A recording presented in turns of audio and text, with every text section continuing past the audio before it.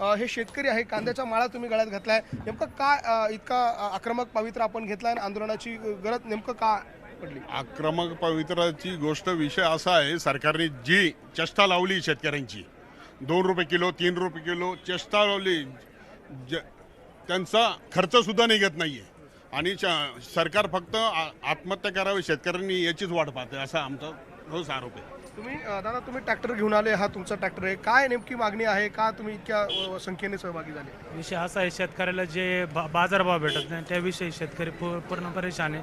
त्याच्यात डिझेल भेटत नाही, डिझेल इकडून तिकडून हे करताय, कधी बैलगाडी कधी काही गोष्टी अशा आहेत का कांदा भाव तुम्ही तुमच्या मानाने भाव ठरवून राहिले. डिझेल 2 रुपयाने वाढलं तरी डिझेल तुम्ही काय करू शकता, घेऊ शकता, पण कांद्याचे भाव वाढले तर लगेच हे करावं लागतं. त्याच्यामुळे आम्ही आंदोलन केलं.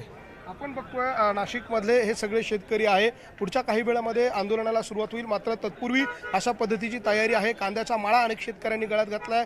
या ठिकाणी अनेक बैलगाड्या या ठिकाणी सजवून आणण्यात आलेला आहे आणि पुढच्या काही वेळामध्ये आंदोलनाला प्रत्यक्षात सुरुवात होईल. काही वेळापूर्वी अर्थात सरकारने याबाबत निर्णय घेतला, कांद्याला थोडा बहुत प्रमाणामध्ये भाव वाढवून देण्याचा प्रयत्न केला, मात्र हा भाव देखील मान्य नाही. 24 रुपये भाव या कांदा उत्पादक शेतकऱ्यांना मिळावा, त्या 24 रुपयाच्या रकमेवरती आपण ठाम आहोत, अशा प्रकारची भूमिका रोहित पवार यांनी घेतली. कारण मुख्यमंत्री देवेंद्र फडणवीस यांनी निवडणुकीपूर्वी 24 रुपयांचं जे आश्वासन दिलेलं होतं, ते सरकारने दिलेलं आश्वासन आता पूर्ण करावं. ते आश्वासन पूर्ण करण्याची वेळ आलेली आहे. त्यामुळे बार्गेनिंग न करता 12 रुपये 15 रुपये 18 रुपये अशा स्वरूपाची बार्गेनिंग न करता शेतकऱ्यांना 24 रुपये हा भाव द्यावा. जी बोली निवडणुकीच्या आधी केली होती ते आता पूर्ण करावं, ते आश्वासन पूर्ण करावं, अशा प्रकारचा पवित्रा विरोधी पक्षांचा आहे आणि त्यामुळे हे आंदोलन जे आहे ते अधिक आक्रमकपणे करण्याचा प्रयत्न या सगळ्या विरोधी पक्षांचा आणि शेतकऱ्यांचा असणार आहे.